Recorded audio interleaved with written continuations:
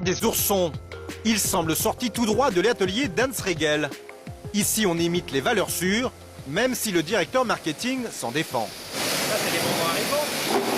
Non, ça, c'est des bonbons Lucky. C'est pas de la contrefaçon? Non, non, c'est comme si vous disiez à un boulanger qui contrefait la baguette de l'autre, alors qu'il contrefasse la baguette. Non, c'est pas la contrefaçon. Pour l'instant, Haribo n'attaque pas ses concurrents pour contrefaçon. Reste qu'entre les différents fabricants, la bataille fait rage.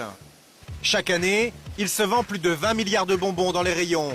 Et pour conserver leur part de marché, les confiseurs mettent tout en œuvre pour composer des friandises qui puissent plaire au plus grand nombre. Comment parviennent-ils à fabriquer des bonbons qui seront des best-sellers?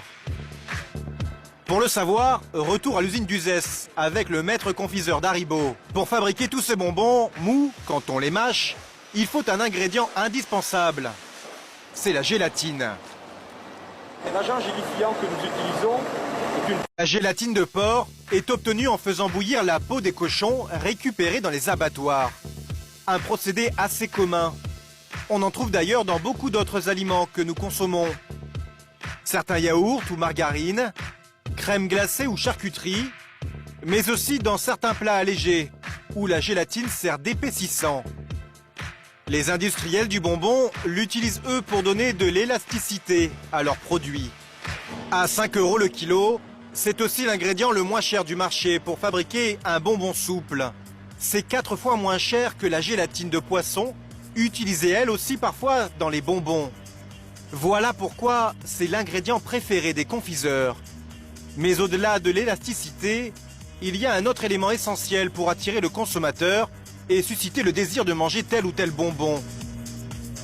Des fraises bien rouges, des nounours verts ou oranges, ou des crocos jaunes. La couleur, voilà le deuxième secret des bonbons. Et pour l'obtenir, les industriels sont obligés d'utiliser des colorants.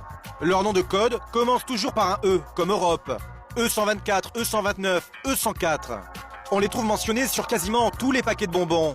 Et pourtant, pour certains scientifiques, leur utilisation n'est pas toujours anodine. Donc il faut savoir qu'à compter de cet été, les produits contenant ces colorants devront faire l'objet d'une mention spécifique, donnant en fait une information aux consommateurs comme quoi ils peuvent causer une hyperactivité chez les enfants. Et voici ce que dit cette mention. Peut avoir des effets indésirables sur l'activité et l'attention chez les enfants. Résultat, les confiseurs ont décidé de changer la composition de leurs produits. Tous sont passés au colorant naturel.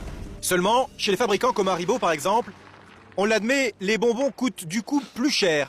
Dernier ingrédient qui fait le succès des friandises, le sucre. C'est même l'ingrédient principal, plus de 70% de la composition d'un bonbon. C'est ce qui donne le goût bien sûr, mais c'est devenu aujourd'hui un sujet de préoccupation majeure pour les autorités publiques qui tentent de sensibiliser la population face aux problèmes d'obésité et de diabète.